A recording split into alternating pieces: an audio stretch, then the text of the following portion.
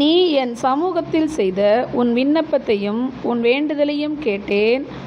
1 ராஜாக்கள் 9:3. ஒரு வயதான தாயார், அவங்களுக்கு ஒரு மகன். அந்த மகனுக்கு உடம்பு முடியல, படுத்த படுக்கையாக இருக்கான். மகனுக்காக டெய்லி அவங்க ப்ரேயர் பண்ணிகிட்டே இருக்காங்க.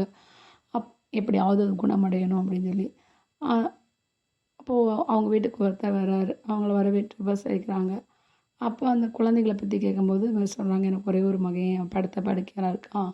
ஒரு டாக்டர் இருக்கார், புகழ்பெற்ற டாக்டர். அவரை போய் நான் பார்க்கணும். அவங்க போய் பார்க்க பணம் இல்லை அப்படின்னு சொல்லி சொல்கிறாங்க. அப்போ அந்த இவருடைய பேரை சொல்கிறாங்க, வந்திருக்கிறவருடைய பேரை சொல்கிறாங்க. அவர் சொல்கிறாரு, அந்த டாக்டரை நான் தான் அப்படின்னு சொல்லிட்டு அவங்களுக்கு ஃப்ளைட்டில் போகிறதுக்கு மருத்துவ செலவு எல்லாத்தையும் நானே ஏற்றுக்கிறேன்னு சொல்லிட்டு உதவி செய்கிறாரு. நம்ம எப்படிப்பட்ட பிரச்சனையாக இருந்தாலும் சோர்வடையாமல் கர்த்தர்கிட்ட ப்ரேயர் பண்ணும்போது நிச்சயமாக நம்ம வேண்டுதல் கேட்கப்பட்டு நமக்கு பதில் கிடைக்கும். தேங்க்யூ ஃபார் வாட்சிங்.